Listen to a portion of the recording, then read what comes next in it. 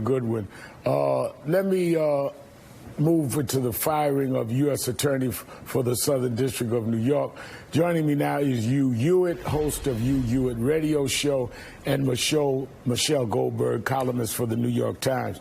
Michelle, let me start with you. Usually we see U.S. attorneys removed if administrations, new administrations come in and a new president appoints, nominates new U.S. attorneys, or if there's some discrepancy, failure ethically or legally, or if someone wants to retire. None of these seems to be in place here for Mr. Berman. In fact, he was investigating several of the people very close to this president, which has led to the open speculation of many of us that this may have something to do with the removal of Mr. Berman, particularly the way it was done and the way Mr. Berman had initially responded.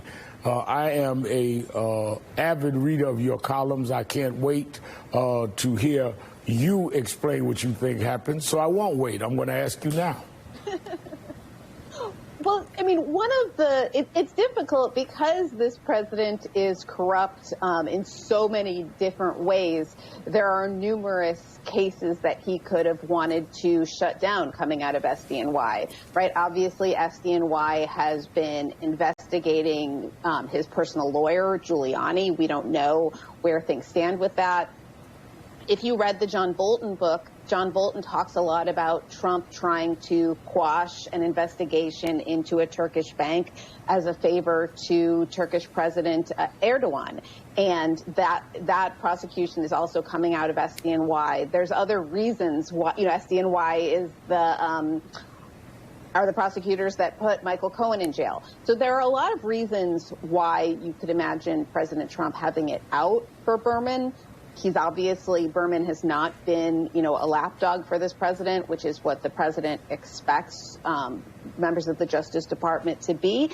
And something that's worth keeping in mind is that we're fast approaching the Justice Department and the FBI has an internal rule that we learned a lot about with Hillary Clinton, that you don't open an investigation or you don't make any kind of moves within 90 days of an election that could affect an election.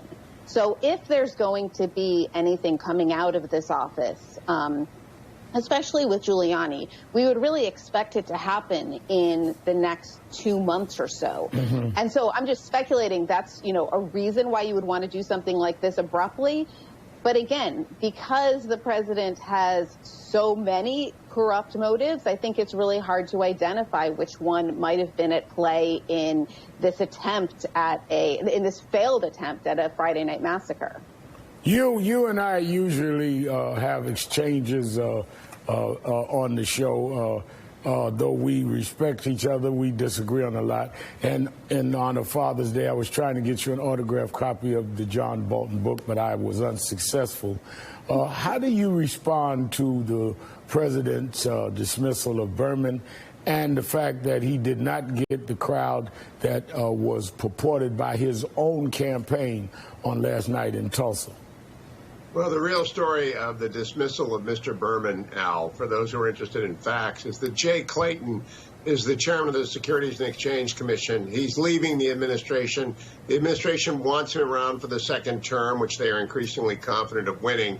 And the job he wants is that of United States Attorney for the Southern District of New York. It was considered to be an attempt to get Mr. Berman a job at Main Justice rather than outright fire him. The Attorney General met with him twice on Friday. Mr. Berman wanted to go out with a splash, maybe get a gig on MSNBC or elsewhere, somehow impress people. Fact of the matter is there is no ongoing investigation that is going to be interrupted. His acting deputy or his number two is going to become the deputy. And Bill Barr has the right to dismiss via the presidential authority delegated to him all of the 93 U.S. attorneys at any time. As for the 6,000, Al, I think you should look at the 4 million people who watched online and ask yourself, could Joe Biden get 40,000 people to watch online? Because last night was about Joe Biden not being out of his basement and the president being out on the road. But wait a minute, they did not predict how many people were going to watch online. They predicted that they were going to have 100,000 people there, overflow audience there, that the president and vice president was going to address the overflow lot that was empty, and a packed house which was at best 6,000 people, as you said yourself. The online could have been people like me watching to see what he was going to say. That does not mean they were supporters. Al, I hope you were watching, but I don't think so. I was watching. In fact, I was on this station talking live. I had to watch it in order to discuss what he didn't say. I believe that the reason there were only 6,000 people last night is COVID. And I know you're having a big march on August 28th. I hope you're inviting me out. And I hope you get 1 million people to that march. I think it's an important march. But most people are making judgments based upon their own health and their own risk assessment about whether or not to go to a rally. So I'm kind of amazed that 6,000 people went there. Most of the demonstrations we'd seen over the previous 3 weeks have been younger people. These are older people. It's a diverse crowd, though, as this shot just shows right now. I do think they were disappointed last night. I don't think it means anything for the fall campaign. I do believe that the #1 theme of last night is silent majority. And silent majority versus Joe Biden's low energy in the basement campaign is going to be the theme of the next 4.5 months.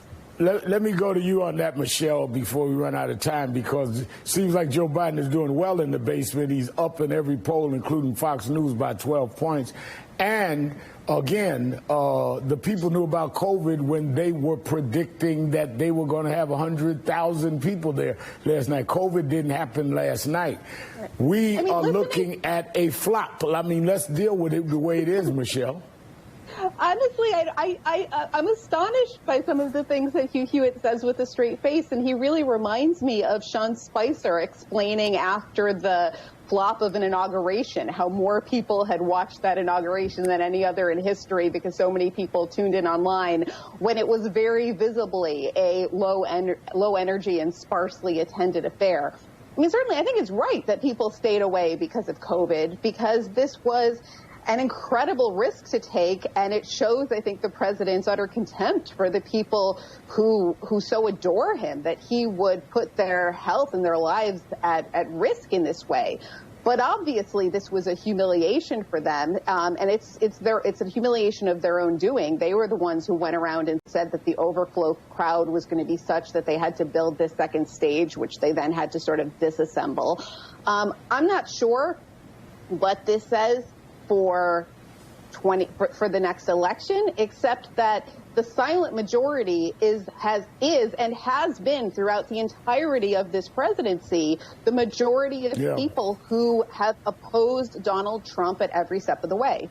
All right, I'm going to have to leave it there. You, Hewitt and Michelle Goldberg will be back in the second hour of Politics Nation at 6 p.m. I'm going to right now take a text and tell everybody, take that line where Hewitt called for 1 million people to be at our march this August. Martin Luther King III, and I'm very happy about that. And